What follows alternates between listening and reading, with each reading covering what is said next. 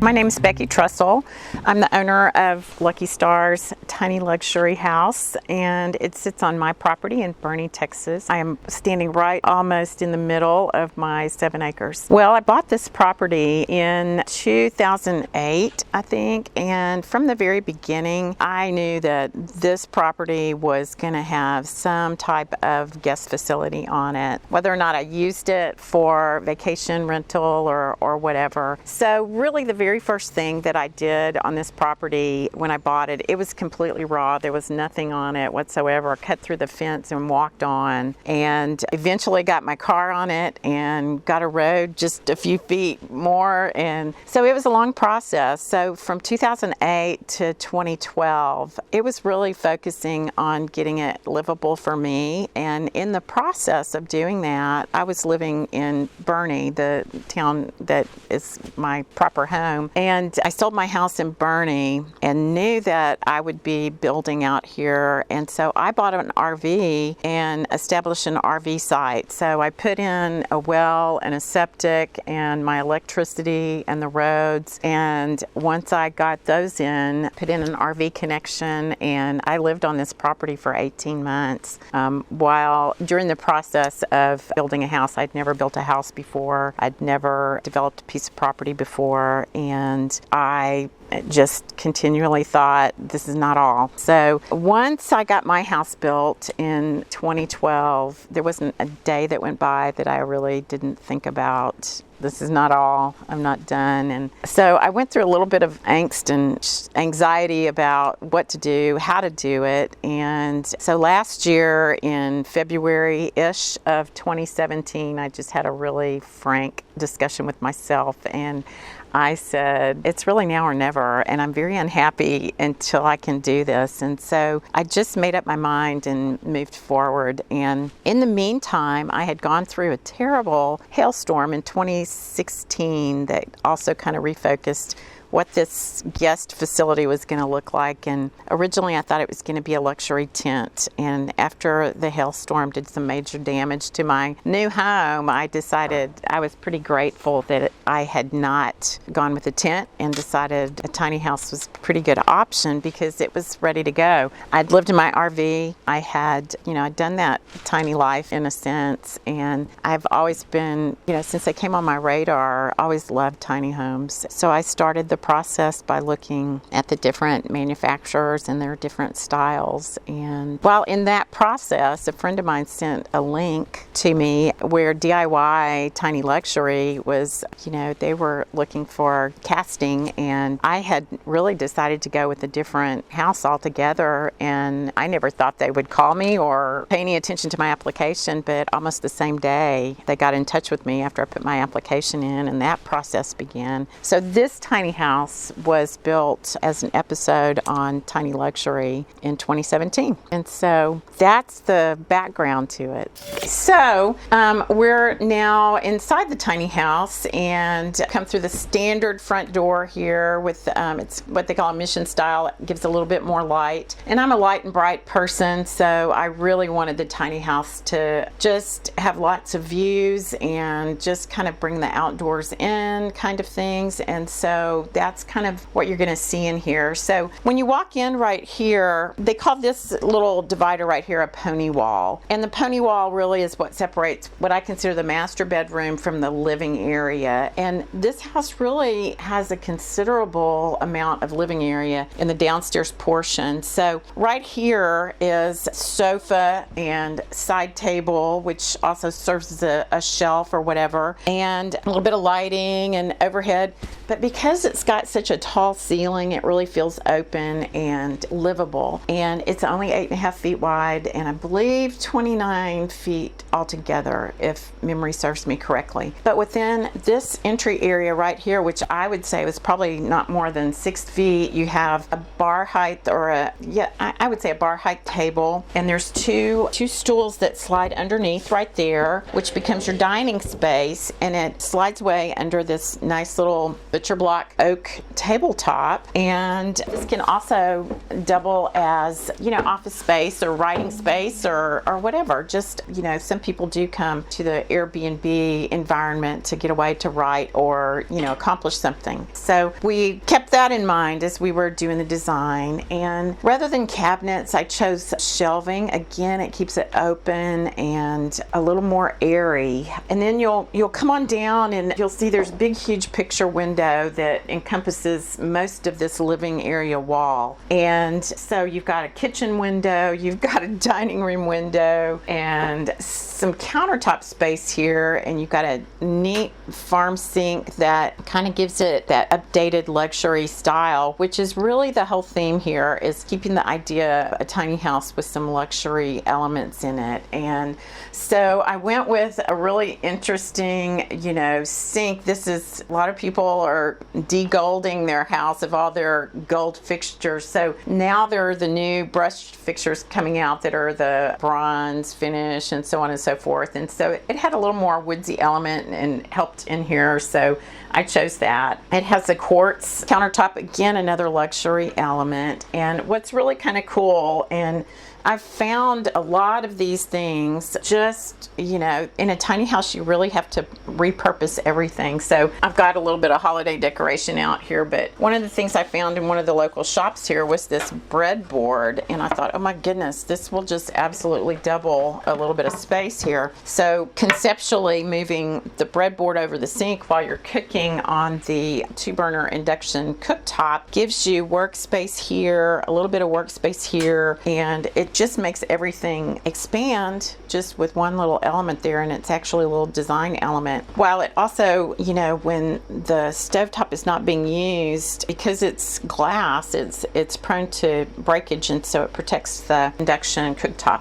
Again, shelving for dishes and spices and so on instead of cabinets.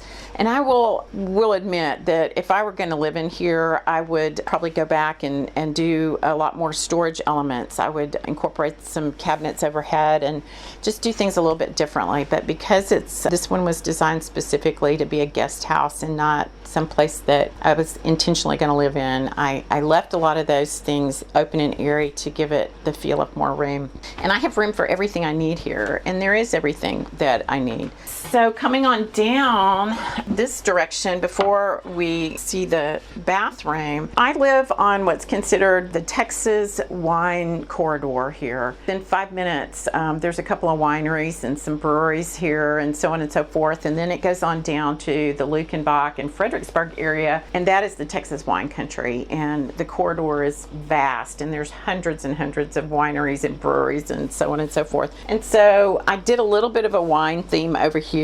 As you can see, I've got a couple of local wine labels up here, and rather than doing a standard, just a little dormitory style refrigerator, I found one that is a wine refrigerator that has some regular cooling space up here in the top, and then it has dual temperature control, so you can do wines in the bottom, or I keep it pretty well tuned up for a full refrigerator. So it's also just a really beautiful design element with a glass front and so on. And I have coffee and a little bit more storage and things like that down here.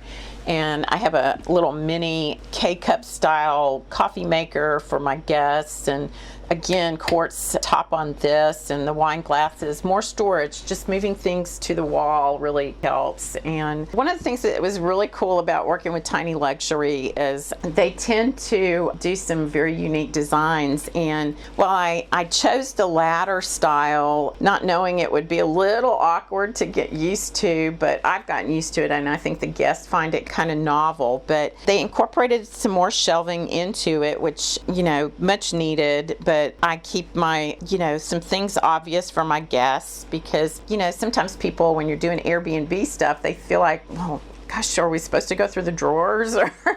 And so some of these things that are kind of the essentials of the Airbnb world, I keep out for them. But when the house arrived last September, a year ago September, was really the first time I had seen it finished. And one thing that they did that surprised me, that I thought was so cool, is when they finished the stairwell, they lighted it for me with the very cool little strip lighting right there, and it's got a dimmer on it. And so whenever I have a guest booked, this is their welcome light also. I always have that on so they'll see that they've got some lighting options here, and it's very cool. This place looks really different at night than it does during the day. But as you can see, the design of the stairs are part of the, coolness. And what I've learned is going up is very awkward. So I just kind of use this side when I go up, just like a standard ladder. And it's very, very solid. But coming down, sometimes you get that little shaky feel on a ladder when you're coming backwards down. These little mini steps coming down is very secure feeling. And you just kind of like, oh, that's really great. So anyway, I've learned to really love the ladder. Some people think it's very, very awkward. Before we go up there to the loft, because there's some special things up in the loft I want to show you and talk to you about. One other little thing is just the living room side of the tiny house here. There's tons of room to add storage over here, but I put a standard settee, I guess is that how you say it, little love seat size sofa in here, just to give it a real at-home kind of feel, and a floor lamp, and just the shelving and so on and so forth, and a nice throw and comforter. And the neat thing about it is that you don't see a television in here, but there is one in the master bedroom when we get over there, and this is lightweight enough that you can just kind of pull this out, and the television over there is on an articulating arm. So when there are guests here, maybe they don't want to crawl up in the bed and sit in the bed to watch TV, they can pull the television out, and you can literally watch it from the living room, from the loft, or from the master, the dining room, from the whole house is visible. So that's one of those little fun tricks about tiny houses. You can find products that really work. That idea came from my RV, because my RV had an articulating arm in it for my television. So thus the experience of transferring RV life into the tiny house a little bit. The lighting in here is real interesting too. There's just tons of different kinds of lighting. I have a chandelier style light over the door that has a little bit of an industrial effect to it, or something, I'm not quite sure. Farmhouse. The light switchers most of them are on dimmers, so that you can dim the lighting, and I can turn off lights up there and down here. I have recessed puck lights, and these are all LEDs, and they're not the big huge cans anymore. You can buy these for your home, and I highly recommend them. They're electric, but they're a lower voltage, and they're only about this deep, and so those are all mounted throughout the ceiling. And I chose some colors also that I particularly liked, that I thought was soothing. And this kind of came from, there's a restaurant in Bernie, and I walked in one day and looked up, and they had a beadboard ceiling, and it was painted blue.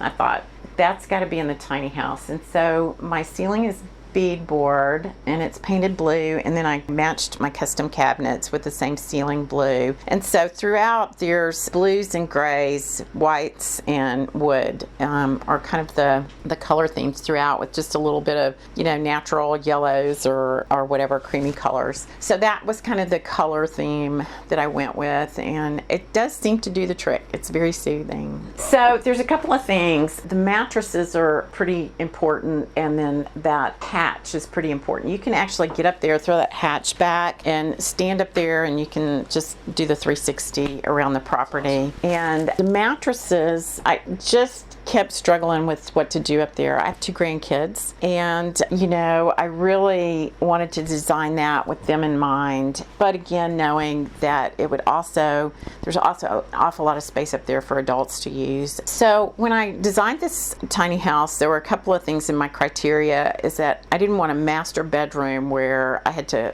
crawl on my hands and knees to go to bed at night, and so it had to be an on-level full height where I could stand up master bedroom. And I wanted a full-sized bathroom where literally 2 people could be in there at the same time and not stand on top of each other. And there were a few other things, but those were my 2 big main criteria. And so what ended up happening though is I got a loft, but not as my master. So it's overflow sleeping, and it does have mattresses on the floor. So there are floor mattresses that will give you extra room for 2 more people to sleep. So I got on Etsy and I was looking to see, I had in mind the old cotton ticking kind of mattresses, and I wanted to see what was out there. Well, I didn't really run across anything that I, thought this is it, until I hit on this site where this little company over in Bulgaria is using sheep's wool and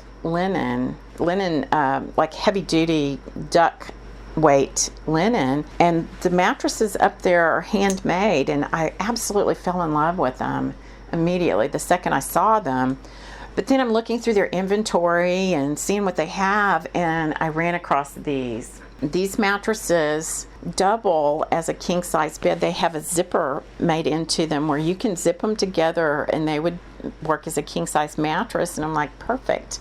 That's perfect for what I'm looking for. Because while they're adorable up there as 2 little twins, I mean, I could also, offer somebody a true king-size mattress as long as they're okay with, being up in the loft for their major sleeping. And so upstairs right now they're set up as the 2 little twin mattresses for the extra overflow, and I have some little handmade covers on them and so on and so forth. So that whole thing up there is kind of like artisan gallery right now. And my daughter thought I was nuts because I ordered something from Bulgaria. It was absolutely seamless, and I got them. I was so excited. They're very heavy, and they came wrapped in this heavy-duty plastic that has the fiberglass woven through it, real handles, just arrived in the mail from Bulgaria. And when I unrolled them, they had lavender sachets all rolled up in them, and, needles and threads in case you needed to re-stitch them, and it was just incredible. And so anyway, take a look on Etsy. I think it's called House of Wool, something like that. So stairs and loft. The other thing up there that's very cool is the skylight out there. While it serves also as a fire exit and so on and so forth, you can literally open that window and throw that hatch back and stand up full on out there, and you get a 360 of the property, which is, to me a huge bonus. And originally we were trying to design it to where that's how you accessed the rooftop bar area. But when we decided on this design like this, there's actually access from the back of the house for the rooftop bar now.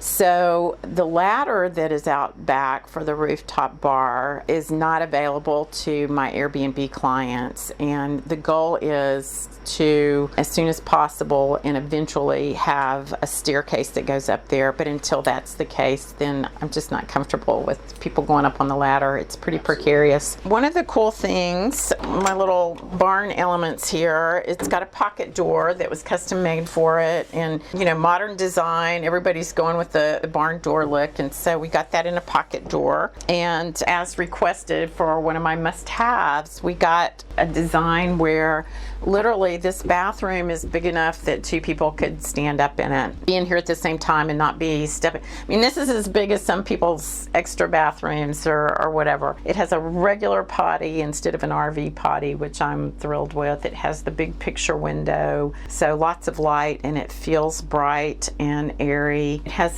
this sink was just so exciting. It was such a great find. It's a piece of granite that's been hollowed out and made into a sink, and I chose the cabinet to sit on, and they put the same quartz that's in the kitchen and over the wine bar in here. Chose the little bronze element for the farm sink, and it's just kind of got a little farmhouse kind of look to it with the outdoors in and so on and so forth. It has a little mini closet here and a couple of drawers down below, which I'm really kind of surprised that my guests actually use that. I guess you have to use every space when you're coming with luggage. And then the shower is really kind of cool, big enough shower to enjoy, and it has the wood look tile to it with the rock. This is actual rock flooring flooring. It's the same as my floor right here with a little bit of a tile trim on it to bring out some of that stuff. And a rain style shower head.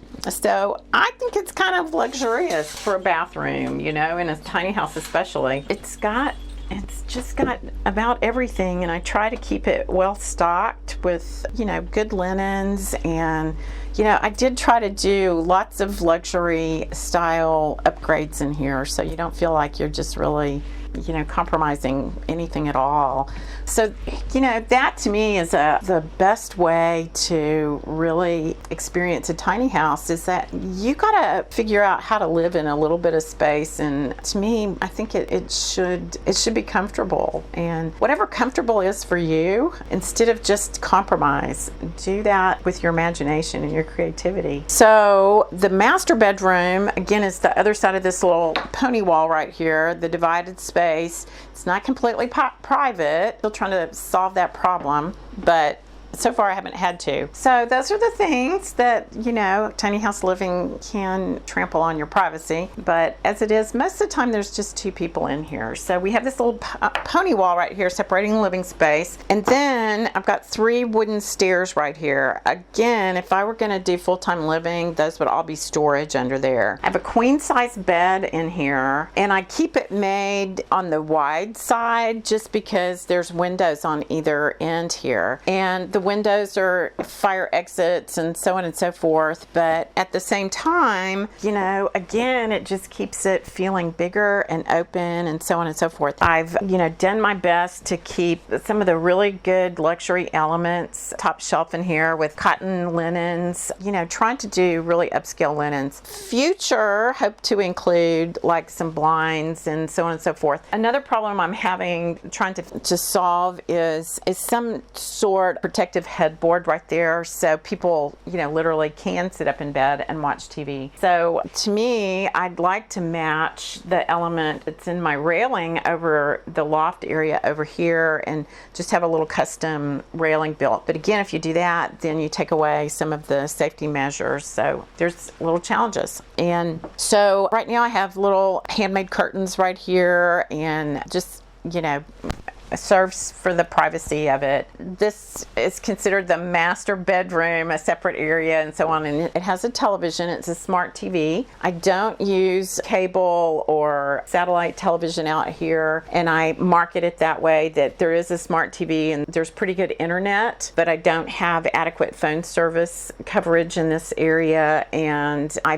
boost my wireless internet signal from my fiber optic cable connection with my local carrier here, and it's enough. The wireless boost from my house to here is enough to power the smart TV stations like Netflix and Amazon Prime and so on and so forth. So that's what's available as far as, you know, electronic type services out here. The television, I'll just mention, you know, it's small. It's on an articulating arm so that really it can be visible from every place in the house. You can pull this out this direction and still see it from the master. You can turn the little sofa around in the living room, and you know, you've got a pretty perfect view from there, from the kitchen, from the loft, and so on. So the one television solved the whole problem of being able to see it from every location. And up top over here, both in the loft and the master bedroom, there's some opening, you know, taller windows over here too, again, bringing the outdoors in. There's not a lot of view from there, except when you're in bed at night, there's just an incredible dark night sky, and you can see stars and so on and so forth. So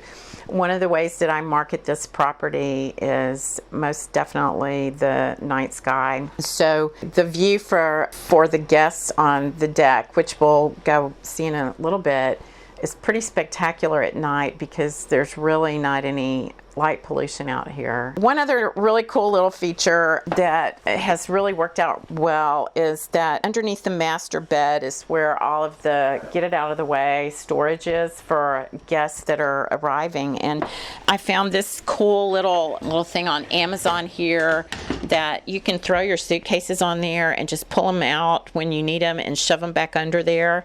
I keep my extra, supplies for the tiny house in underneath here. The hot water heater is under here. I also, you might have noticed there's not a microwave oven or whatever. I'm gonna have to climb under there. But one thing that there is that I put a really high-end pizza oven in here rather than a microwave. So many people are getting away from microwaves, and there's just not any. I mean, if I have to choose between how I want my food cooked, I want it baked and not microwaved. So there's a nice oven in here that's big enough to do a full-size pizza, and that's all accommodated. You could do your toast in there in the mornings and all that. So the rest of the kitchen goes shoved under there, and when you don't need it, you shove it back, which is preserving counter space. If I were to be a full-time resident in my tiny house, I would probably either find a way to put that in a hideaway shelf or put it overhead somewhere so I would have it readily accessible. But this underneath storage has become pretty invaluable space here. So I invested a lot of money in building some outdoor living space. Basically, I access, nobody really uses this part so much, but I built up the pad site to include a little bit of lower patio, but I find that I really am the only one that uses this access. So there's, you step up 3 steps and you're completely level with the front door right here. There's a little bit of outdoor eating space here in the corner with a nice umbrella. But the other thing that was really important to me is that we didn't lose the view going down towards the creek. And so the construction of the railing had to be high enough to protect the guests from tumbling over, but, really airy enough where it wasn't really going to block your view. And I have a ton of wildlife out here. I have white-tailed deer, axis deer, coyotes, bobcats, foxes, raccoons, just everything in the Texas Hill Country I've seen come through here. So there's a little bit of lounge area right here, but really my favorite, and I think it's a favorite for the guests too, is the outdoor shower right here. So it's almost the same, and it's winterized right now, so it's not particularly beautiful, but the same rain shower head here as what's on the shower on the inside. But there's just something magical about being able to come out in the outdoors and shower outside, and in Texas heat it's also almost necessary to have something to cool off. So a little bit of decking space down here for just comfort, but it's at about knee level with the little tin. You get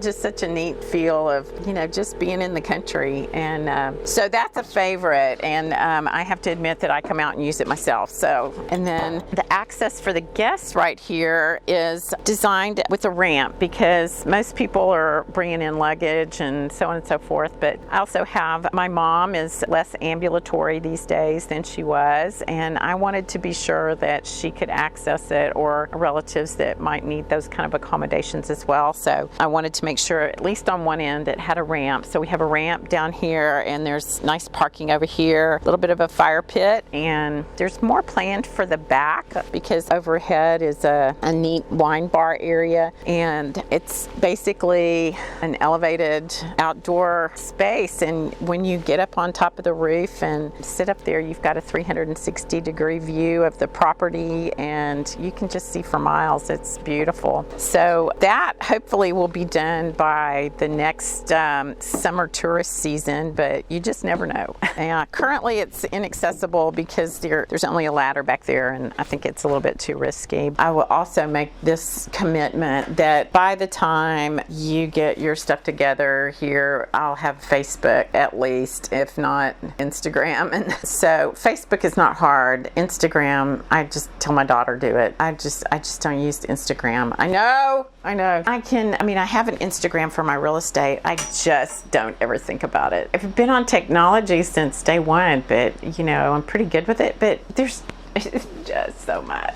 Thank you for watching. Thank you, Chris, for coming. It's been a pleasure. And if you would like to book Lucky Star's tiny luxury house, I'm on Airbnb, and I think it'd probably come up pretty quickly if you Googled it, Lucky Star's tiny luxury house, and click on the link that says Airbnb, and then it'll have a slash, and Chris will include that, and should be able to find me on Facebook and Instagram, and after this, YouTube.